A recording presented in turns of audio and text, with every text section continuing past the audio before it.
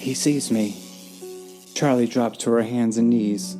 She was wedged beneath a row of arcade games, cramped in the crawlspace between consoles and the wall, tangled electrical cords and useless plugs strewn beneath her. She was cornered. The only way out was past the thing, and she wasn't fast enough to make it. She could still see him stalking back and forth, catching flickers of movement through the gaps between the games. There was scarcely enough room to move, but she tried to crawl backward. Her foot caught on a cord. She stopped, contorting herself to carefully dislodge it. She heard the clash of metal on metal, and the furthest console rocked back against the wall. He hit it again, shattering the display, then attacked the next, crashing against them almost rhythmically, tearing through the machinery, coming closer. I have to get out. I have to. The panicked thought of no help. There was no way out. Her arm ached, and she wanted to sob aloud. Blood soaked through the tattered bandage, and it seemed as though she could feel it draining out of her. The console a few feet away crashed against the wall, and Charlie flinched. He was getting closer. She could hear the grinding of gears and the clicking of servos ever louder. Eyes closed, she could still see the way he looked at her, see the matted fur and the exposed metal beneath the synthetic flesh. Suddenly, the console in front of her was wrenched away. It toppled over, thrown down like a toy. The power cords beneath her hands and knees were yanked away, and Charlie slipped, almost falling.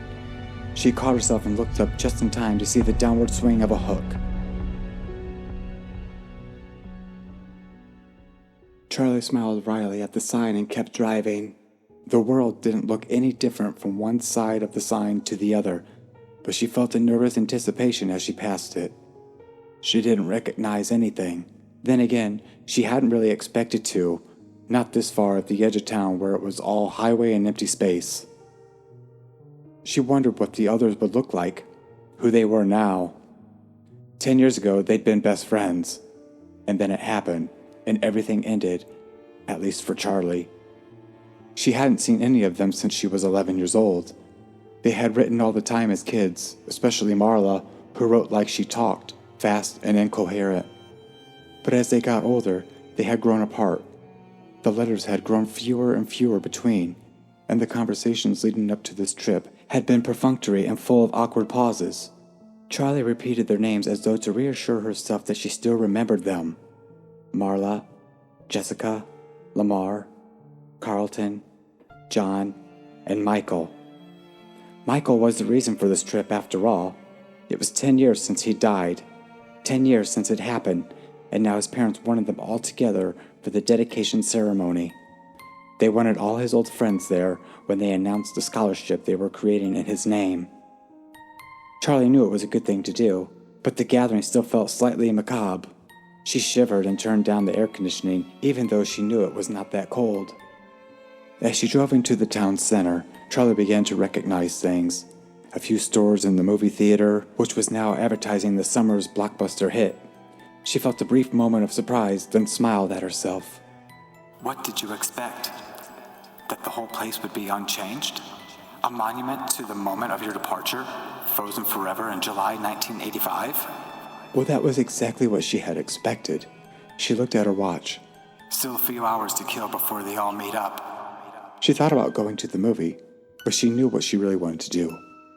Charlie made a left turn and headed out of town. 10 minutes later, she pulled to a stop sign and got out. The house loomed up before her, its dark outline a wound in the bright blue sky. Charlie leaned back against the car, slightly dizzy. She took a moment to steady herself with the deep breaths. She had known it would be here. An illicit look through her aunt's bank books a few years before had told her that the mortgage was paid off and that Aunt Jen was still paying property taxes. It had only been 10 years. There was no reason it should have changed at all. Charlie climbed the steps slowly, taking in the peeling paint. The third stair still had a loose board and the rose bushes had taken over one side of the porch, their thorns biting hungrily into the wood. The door was locked, but Charlie still had her key. She had never actually used it. As she took it from around her neck and slid it into the lock, she remembered her father putting its chain around her neck.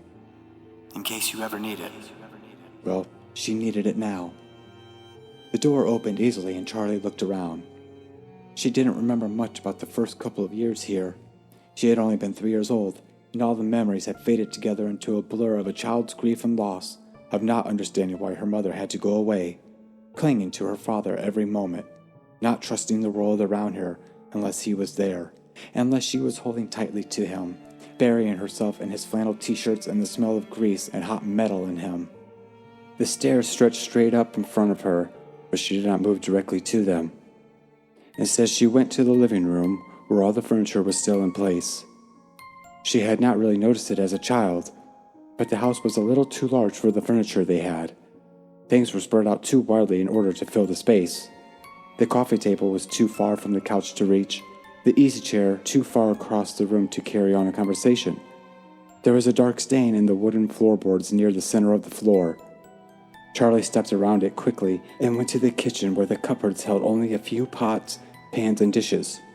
Charlie had never felt a lack of anything as a child, but it seemed now that the unnecessary enormity of the house was sort of an apology, the attempt of a man who had lost so much to give his daughter what he could.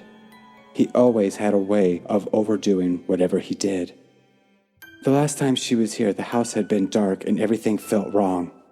She was carried up the stairs to her bedroom, although she was 7 years old and could have quickly gone on her own 2 feet. But Aunt Jen had stopped her on the front porch, picked her up, and carried her, shielding her face as though she were a baby in the glaring sun. In her room, Aunt Jen set Charlie down and closed the bedroom door behind them. She told her to pack her suitcase, and Charlie had cried because all her things could never fit into that small case. We can come back for the rest later, Aunt Jen said, her impatience leaking through as Charlie hovered indecisively at her dresser, trying to decide which t-shirts to bring along. They had never come back for the rest. Charlie mounted the stairs, heading to her old bedroom. The door was partially cracked, and as she opened it, she had a giddy feeling of displacement, as though her younger self might be sitting there among her toys, might look up and ask, "Charlie, who are you?" Charlie went in. Like the rest of the house, her bedroom was untouched. The walls were pale pink, and the ceiling, which sloped dramatically on one side to follow the line of the roof, was painted to match. Her old bed was still stood against the wall beneath a large window. The mattress was still intact, though the sheets were gone. The window was cracked slightly open, and rotting lace curtains wavered in the gentle breeze from outside. There was a dark water stain in the paint beneath the window, where the weather had gotten in over the years, betraying the house's neglect. Charlie climbed onto the bed and forced the window shut. It obeyed with a screech, and Charlie stepped back and turned her attention to the rest of the room, to her father's creations. The first night in the house, Charlie had been afraid to sleep alone. She did not remember the night, but her father had told her about it often, enough that the story had taken the quality of memory. She sat up and wailed until her father came to find her, until he scooped her up and held her and promised her he would make sure she was never alone again. The next morning, he took her by hand and led her to the garage, where he set to work, keeping that promise. The first of his inventions was a purple rabbit, now gray with the age from years of sitting in the sunlight. Her father had named him Theodore. He was the size of a 3-year-old child, her size at the time, and he had plush fur, shiny eyes, and a dapper red bow tie. He didn't do much, only waved his hand, tilted his head to the side, and said in her father's voice, "I love you, Charlie." But it was enough to give her a night watcher, someone to keep her company when she could not sleep. Right now, Theodore sat in a white wicker chair in the far corner of the room. Charlie waved at him, but not activated. He did not wave back. After Theodore, the toys got more complex. Some worked and some did not. Some seemed to have permanent glitches, while others simply did not appeal to Charlie's childish imagination. She knew her father took those back to his workshop and recycled them for parts, though she did not like to watch them be dismantled. But the ones that were kept, those she loved, they were here now, looking at her expectantly. Smiling, Charlie pushed the button beside her bed. It gave away stiffly, but nothing happened. She pushed it again, holding it down longer, and this time, across the room, and with the wary crack of metal on metal, the unicorn began to move. The unicorn, Charlie had named him Stanley for some reason she could no longer remember, was made of metal, and he had been painted glossy white. He trundled around the room on a circular track, bobbing his head stiffly up and down. The track squealed as Stanley rounded the corner and came to a stop beside the bed. Charlie knelt beside him on the floor and patted his flank. His glossy paint was chipped and peeling, and his face had given over to rust. His eyes were lively, gazing out of the decay. You need a new coat of paint, Stanley, Charlie said. The unicorn stared ahead, unresponsive. At the foot of the bed, there was a wheel made of patched-together metal. It had always reminded her of something she might find on a submarine. Charlie turned it. It stuck for a moment, then gave way, rotating as it always did, and across the room the smallest closet door swung open. Out sailed Ella on her track, a child-sized doll bearing a teacup and saucer in her tiny hands like an offering. Ella's plaid dress was still crisp, and her patent leather shoes still shone. Perhaps the closet had protected her from the damage of the damp. Charlie had had an identical outfit back when she and Ella were the same height. Hi, Ella, she said softly. As the wheel unwound, Ella retreated to the closet again, the door closing behind her. Charlie followed her. The closets had been built to align with the slant of the ceiling, and there were 3 of them. Ella lived in the short one, which was about 3.5 feet tall. Next to it was one a foot or so taller, and the third, closest to the bedroom door, was the same height as the rest of the room. She smiled, remembering. Why do you have 3 closets? John had demanded the first time he came over. She looked at him blankly, confused by the question. Because that's how many there are, she said finally. She pointed defensively to the littlest one. That one's Ella's anyway, she added. John nodded, satisfied. Charlie shook her head and opened the door to the middle closet, or tried to. The knob stopped with a jolt. It was locked. She rattled it a few times but gave up without much conviction. She stayed crouched low to the floor and glanced up at the tallest closet, her big girl closet that she would someday grow into. You won't need it until you're bigger, her father would say, but that day never came. The door hung open slightly, but Charlie didn't disturb it. It hadn't opened for her, it had only given way to time. As she moved to stand, she noticed something shiny, half hidden under the rim of the locked middle door. She leaned forward to pick it up. It looked like a broken-off piece of a circuit board. She smiled slightly. Nuts, bolts, scraps, and parts that had all turned up all over the place once upon a time. Her father always had stray parts in his pockets. He would carry around something he was working on, set it down and forget where it was, or worse, put it something aside, for safekeeping, never to be seen again. There was also a strand of hair clinging to it. She unwound it carefully from the tiny lip of the metal it was stuck on. Finally, as though she had been putting it off, Charlie crossed the room and picked up Theodore. His back had not faded in the sun like the front of his body, and it was some rich, dark purple she remembered. She pressed the button at the base of his neck, but it remained lifeless. His fur was threadbare, one ear hanging loose by a single rotting thread, and through the hole she could see the green plastic of his circuit board. Charlie held her breath, listening fearfully for something. Lie, the rabbit said with a barely audible halting noise, and Charlie sat him down, her face hot and her chest pinched tight. She had not really expected to hear her father's voice again. I love you too. Charlie looked around the room. When she was a child, it had been her own magical world, and she was possessive of it. Only a few chosen friends were ever allowed inside. She went to her bed and set Stanley moving on his track again.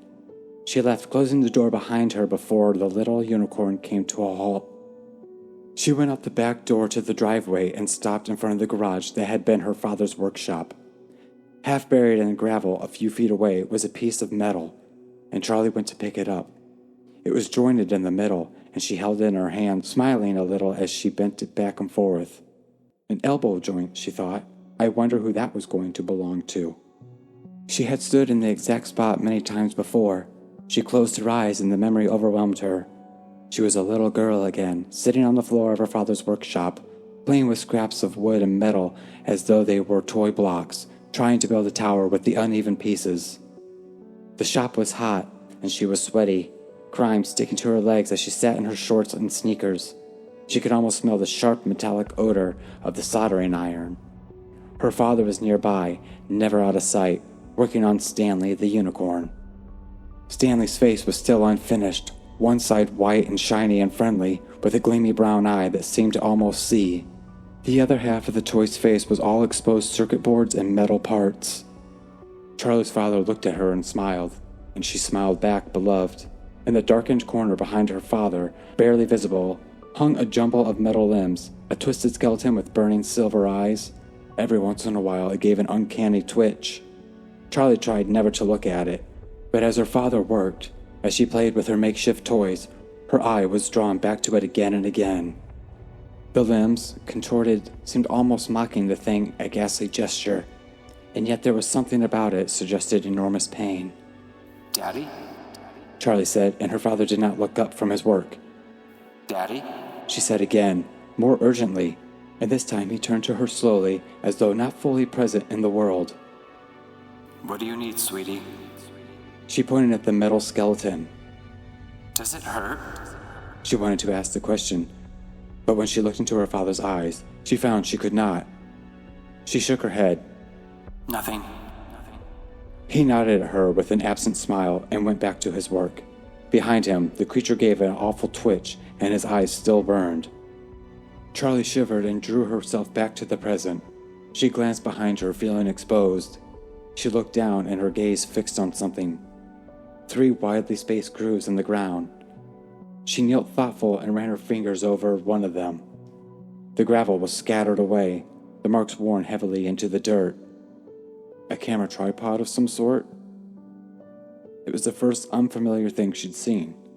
The door to the workshop was cracked open slightly, inviting, but she felt no desire to go inside. Quickly she headed back to her car, but she stopped as soon as she settled into the driver's seat. Her keys were gone, having probably fallen out of her pocket somewhere inside the house. She retraced her steps, merely glancing into the living room and kitchen before heading up to her bedroom. The keys were on the wicker chair beside Theodore the rabbit. She picked them up and jangled them for a moment, not quite ready to leave the room behind. She sat down on the bed. Stanley the unicorn had stopped beside the bed, as he always did, and as she sat up, she patted him absently on the head. It had grown dark while she was outside, and the room was now cast in shadows. Somehow, without the bright sunlight, the toy's flaws and deterioration were thrown into sharp relief. Theodore's eyes were no longer shown, and his fur and hanging ear made him look like a sickly vagabond. When she looked down at Stanley, the rust around his eyes made them look like hollow sockets, and his bared teeth, which she had always thought of as a smile, became the awful, knowing grin of a skull. Charlie stood up, carefully not to touch him, and hurried toward the door, but her foot caught on the wheel beside the bed. She tripped on the tracks and fell sprawling to the floor. There was a whir of spinning metal, and as she raised her head, a small pair of feet appeared under her nose, clad in shining patent leather. She looked up. There above her was Ella, staring down at her, silent and uninvited, her glassy eyes almost appearing to see. The teacup and saucer were held out before her with a military stiffness. Charlie got up cautiously, taking care not to disturb the doll. She left the room, stepping carefully to avoid accidentally activating any other toys. As Charlie went, Ella retreated to her closet, almost matching her pace. Charlie hurried down the stairs, seized by an urgency to get away. In the car, she fumbled with the keys 3 times before sliding it into place. She backed up too fast down the driveway, running recklessly over the grass of the front yard, and sped away. After about a mile, Charlie pulled over to the shoulder and turned the car off, staring straight ahead through the windshield, her eyes focusing on nothing. She forced herself to breathe slowly. She reached up and adjusted the rearview mirror so she could see herself. She always expected to see pain, anger, and sorrow written on her face, but there never were. Her cheeks were pink, and her round face looked almost cheerful like always. Her first weeks living with Aunt Jen, she heard the same things over and over when Aunt Jen introduced her. What a pretty child. What a happy-looking child she is.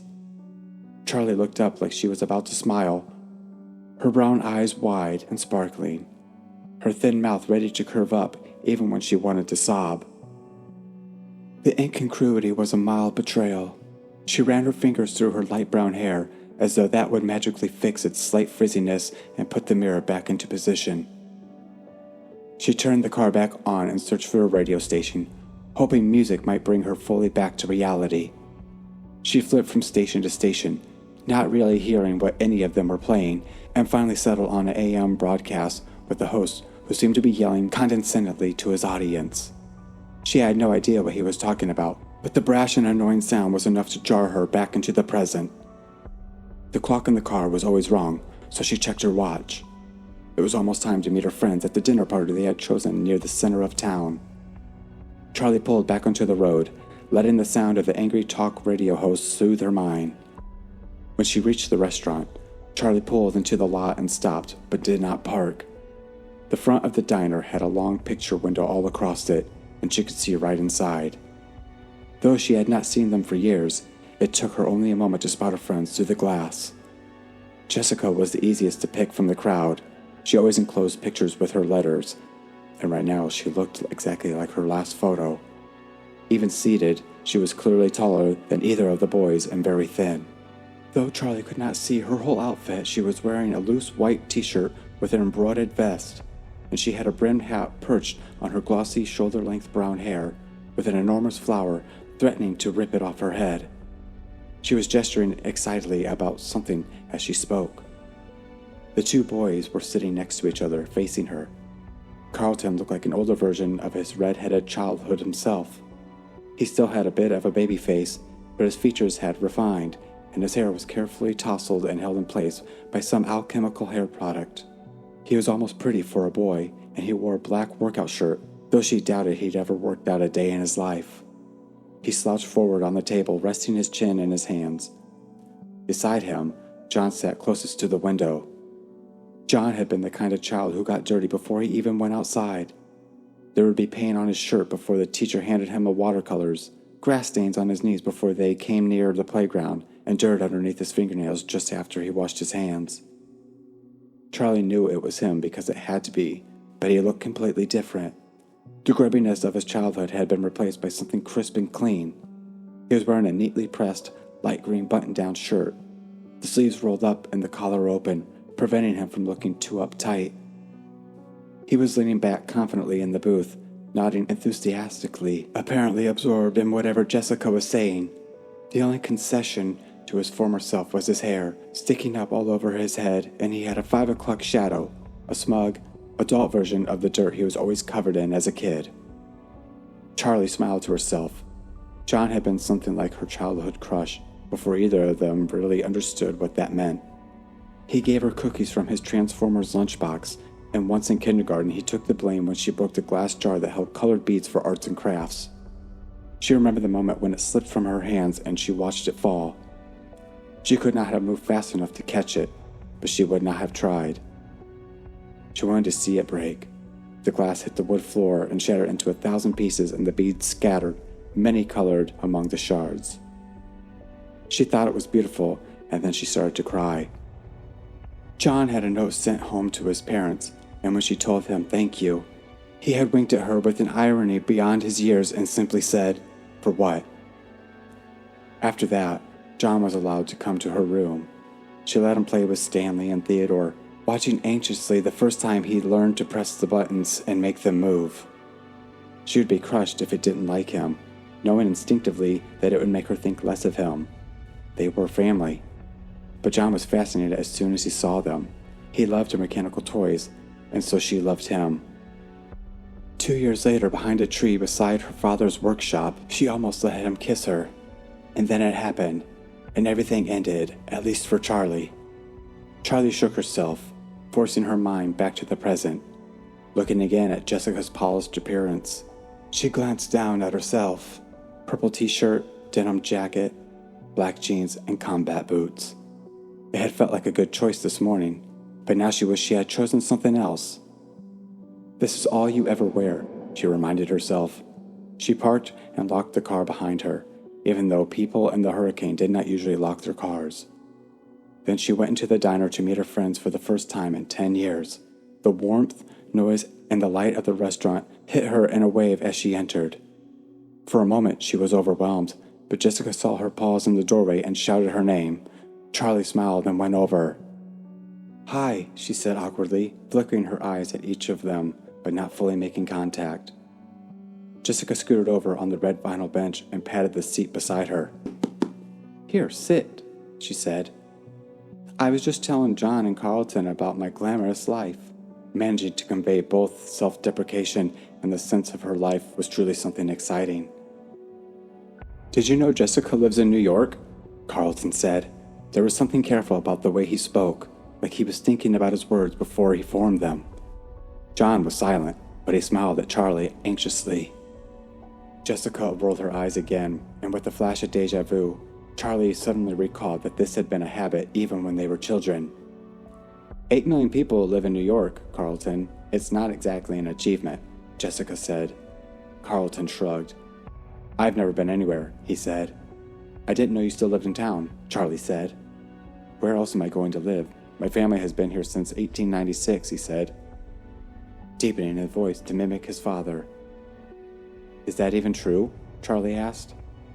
"I don't know," Carlton said in his own register. "Could be. Dad ran for mayor 2 years ago. I mean, he lost, but still, who runs for mayor? I swear, the day I'm 18, I'm out of here." "Where are you going to go?" John asked, looking seriously at Carlton. Carlton met his eyes, just as serious for a moment. Abruptly, he broke away and pointed out the window, closing one eye as if to get his aim true. John raised an eyebrow as he looked out the window, trying to follow the line Carlton was pointing to. Charlie looked too. Carlton wasn't pointing at anything. John opened his mouth to say something, but Carlton interrupted. "Or?" he said as he smoothly pointed in the opposite direction. "Okay." John scratched his head, looking slightly embarrassed. "Anywhere, right?" he added with a laugh. "Where's everyone else?" Charlie asked, peering out the window and searching the parking lot for new arrivals. "Tomorrow," John said. "They're coming tomorrow morning." Jessica jumped to clarify. "Marlo's bringing her little brother. Can you believe it?" "Jason?" Charlie smiled. She remembered Jason as a little bundle of blankets with a tiny red face peeking out. "I mean, who wants a baby around?" Jessica adjusted her hat primarily. "I'm sure he's not a baby anymore," Charlie said, stifling a laugh. "Practically a baby," Jessica said. "Anyway, I booked us a room at the motel down by the highway. It was all I could find. The boys are staying with Carlton." "Okay," Charlie said. She was vaguely impressed by Jessica's organization, but she was not happy about the plan. She was loath to share a room with Jessica, who now seemed like a stranger. Jessica had become the kind of girl who intimidated her, polished and immaculate, speaking as though she had everything in life figured out. For a moment, Charlie considered going back to her old house for the night, but as soon as she thought of it, the idea repelled her. That house at night was no longer the province of the living. "Don't be dramatic," she scolded herself, but now John was speaking. He had a way of commanding attention with his voice, probably because he spoke less often than everyone else. He spent most of his time listening, but not out of the reticence. He was gathering information, speaking only when he had wisdom or sarcasm to dispense. Often it was both at once. "Does anyone know what's happening tomorrow?" They were all silent for a moment, and the waitress took the opportunity to come over for their order. Charlie flipped quickly through the menu, her eyes not really focusing on the words. Her turn to order came much faster than she was expecting, and then she froze. Eggs," she said at last. The woman's hard expression was still fixed on her, and she realized she had not finished. "Scrambled? Wheat toast?" she added, and the woman went away. Charlie looked back down at the menu. She hated this about herself. When she was caught off guard, she seemed to lose all ability to act or process what was going all around her. People were incomprehensive, their demands alien. Ordering dinner shouldn't be hard, she thought. The others had begun their conversations again, and as she turned her attention to them, feeling like she had fallen behind. What do we even say to his parents? Jessica was saying. Carlton, do you ever see them? Charlie asked. Not really, he said. Around, I guess, sometimes. I'm surprised they stayed in the hurricane, Jessica said with the note of worldly disapproval in her voice. Charlie said nothing, but she thought, how could they not? His body has never been found. How could they not have secretly hoped he might come home, no matter how impossible they knew it was? How could they leave the only home Michael knew? It would mean really finally giving up on him. Maybe that was what the scholarship was, an admission that he was never coming home. Charlie was acutely aware that they were in the public space where they were talking about Michael felt inappropriate. They were in a sense both insiders and outsiders. They had been closer to Michael, probably more than anyone in this restaurant. But with the exception of Carlton, they were no longer from Hurricane. They did not belong. She saw the tears falling on her paper placement before she felt them, and she hurriedly wiped her eyes, looking down and hoping no one had noticed. When she looked up, John appeared to be studying his silverware, but she knew he had seen. She was grateful to him for not trying to offer comfort. John, do you still write? Charlie asked. John had declared himself an author, and when they were about 6, having learned to read and write when he was 4, a year ahead of the rest of them. At age 7, he completed his first novel and pressed his poorly spelled, inscrutable, illustrated creations on his friends and family, demanding reviews. Charlie remembered that she had given him only 2 stars. John laughed at the question. I actually do my E's the right way these days, he said. I can't really remember that, but I do actually, yeah. He stopped, clearly wanting to say more. What do you write? Carlton obligated, and John looked at his placement, speaking mostly to the table. Short stories mostly. I actually had one published last year. I mean, it was just in a magazine, nothing big. They all made a suitable noise of being impressed, and he looked up again, embarrassed but pleased. What was the story about? Charlie asked. John hesitated, but before he could speak or decide not to, the waitress returned with their food. They all had ordered from the breakfast menu. Coffee, eggs, and bacon. Blueberry pancakes for Carlton. The brightly colored food looked hopeful, like a fresh start to the day. Charlie took a bite of her toast, and they all ate silently for a moment. Hey, Carlton, John said suddenly. Whatever happened to Freddy's anyway? There was a brief hush. Carlton looked nervously at Charlie, and Jessica stared up at the ceiling. John flushed red, and Charlie spoke hastily. It's okay, Carlton. I'd like to know, too. Carlton shrugged, stabbing his pancakes nervously with his fork. They built over it, he said. What did they build? Jessica asked. Is there something else there now? Was it built over or just torn down? John asked. Carlton shrugged again, quick, like a nervous tie. Like I said, I don't know. It's too far back from the road to see, and I haven't exactly investigated. It might have been leased to someone, but I don't know what they did. It's all been blocked off for years, under construction. You can't even tell if the building is still there. So it could still be there? Jessica asked with a spark of excitement breaking through. Like I said, I don't know, Carlton answered. Charlie felt the diner's fluorescent lights glaring down on her face, suddenly too bright. She felt exposed. She had barely eaten, but she found herself rising from the booth, pulling a few crumpled bills from her pocket and dropping them on the table. I'm going outside for a moment, she said. Smoke break, she said hastily. You don't smoke? She chided herself for the clumsy lie as she made her way to the door, jostling past the family of 4 without saying excuse me, and stepped out into the cool evening. She walked to her car and sat on the hood, the metal denting slightly under her weight. She took in breaths of the cool air as if it were water and closed her eyes. You knew it would come up. You knew you would have to talk about it, she reminded herself. She practiced on the drive here and forced herself to think back to happy memories, to smile and say, Remember when? She thought she was prepared for this, but of course she had been wrong. Why else would she have to run out of the restaurant like a child? Charlie. She opened her eyes and saw John standing next to the car, holding her jacket out in front of him like an offering. You forgot your jacket, he said, and she made herself smile at him. Thanks, she said. She took it and draped it over her shoulders, then slid over on the car's hood for him to sit. Sorry about that, she said. In the dim lights of the parking lot, she could still see him blush to the ears. He joined her on the car's hood, leaving a deliberate space between them. "I haven't learned to think before I talk. I'm sorry." John watched the sky as a plane passed overhead. Charlie smiled, this time unforced. "It's okay. I knew it was going to come up. It had to. It sounds stupid, but I never think about it. I don't let myself. No one knows what happened except my aunt, and we never talk about it. Then I come here, and suddenly it's everywhere. I was just surprised, that's all." "Uh-oh." John pointed, and Charlie saw Jessica and Carlton hesitating in the doorway of the diner. She waved them over, and they came. "Remember that time at Freddy's when the merry-go-round got stuck, and Marla and that mean kid Billy had to keep riding until their parents plucked them off?" Charlie said. John laughed, and the sound made her smile. Their faces were bright red, crying like babies. She covered her face, guilty that it was so funny to her. There was a brief surprised silence. Then Carlton started laughing. Then Marla puked all over him.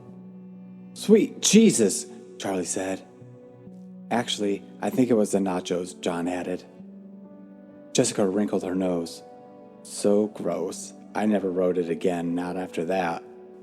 "Oh, come on, Jessica. They cleaned it," said Carlton. "I'm pretty sure the kids puked all over that place. Those wet floor signs weren't there for nothing. Right, Charlie?" "Don't look at me," she said. "I never puked." "We used to spend so much time there.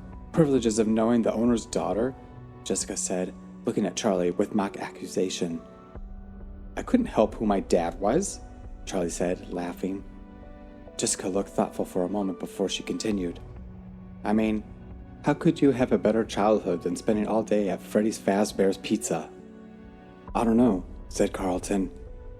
"I think the music got to me over the years." He hummed a few bars of the familiar song. Charlie dipped her head to it, recalling the tune. "I love those animals so much," Jessica said suddenly. "What's the proper term for them? Animal? Robots? Mascots?" "I think those are all accurate." Charlie leaned back. "Well, anyway, I used to go and talk to the bunny." "What was his name?" "Bonnie," Charlie said. "Yeah," said Jessica. "I used to complain to him about my parents. I always thought he had an understanding look about him." Carlton laughed. "Animatronic therapy? Recommended by 6 out of 7 crazy people." "Shut up," Jessica retorted. "I knew it wasn't real. I just like talking to them." Charlie smiled a little. "I remember that," she said. Jessica, in her prim little dress, her brown hair in 2 tight braids, like a little kid out of an old book, walking up to the stage when the show was over, whispering earnestly to the life-size animatronic rabbit. If anyone came up beside her, she went instantly still and silent, waiting for them to go away so she could resume her one-sided conversations. Charlie had never talked to the animals at her father's restaurant or felt close to them like some kids seemed to. Although she liked them, they belonged to the public. She had her own toys, mechanical friends waiting for her at home that belonged only to her. "I liked Freddy," John said. "He always seemed the most relatable." "You know, there are a lot of things about my childhood that I can't remember at all," Carlton said. "But I swear I can close my eyes and see every last detail of that place. Even gum I used to stick under the tables." "Gum? Yeah, right, those were boogers." Jessica took a tiny step away from Carlton. He grinned. "I was 7, what do you want? You all picked on me back then. Remember when Marla wrote Carlton smells like feet on the wall outside?" "You did smell like feet," Jessica laughed with a sudden outburst. Carlton shrugged, unperturbed. "I used to try and hide when it was time to go home. I wanted to be stuck there overnight so I could have the whole place to myself." "Yeah, you always kept everyone waiting," said John, "and you always hid under the same table." Charlie spoke slowly, and when she did, everyone turned to her as though they had been waiting. "Sometimes I feel like I remember every inch of it, like Carlton," she said. "But sometimes it's like I hardly remember it at all. It's all in pieces. Like I remember the carousel, and I remember the time it got stuck. I remember drawing on the placemats. I remember little things, eating that greasy pizza, hugging Freddy in the summer, and his yellow fur getting stuck all over my clothes. But a lot of it is like pictures, like it happened to someone else." They were all looking at her oddly. "Freddy was brown, right?" Jessica looked to the others for confirmation.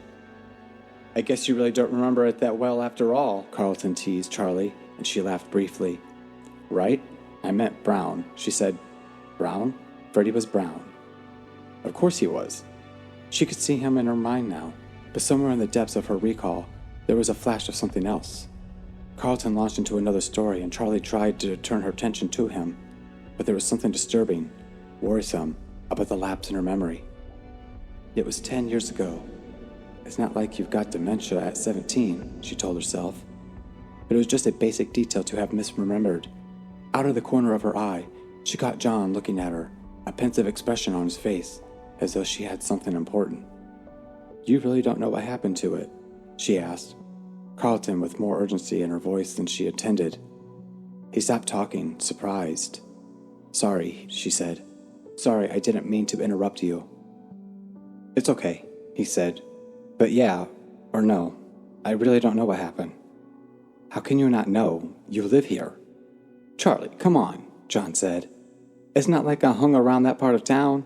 Things are different. The town has grown, Carlton said mildly, seeming unruffled by her outburst. And I honestly don't look for reasons to go around there, you know? Why would I? There isn't any reason, not anymore. We could go there, John said suddenly, and Charlie's heart skipped. Carlton looked nervously at Charlie. What? Seriously, it's a mess. I don't know if you can even get into it. Charlie found herself nodding. She felt as though she had spent the whole day weighed down by a memory, seeing everything through a filter of years, and now she felt suddenly alert, her mind fully present. She wanted to go. Let's do it, she said. Even if there's nothing there. I want to see. They were all silent. Suddenly, John smiled with a reckless confidence. Yeah, let's do it.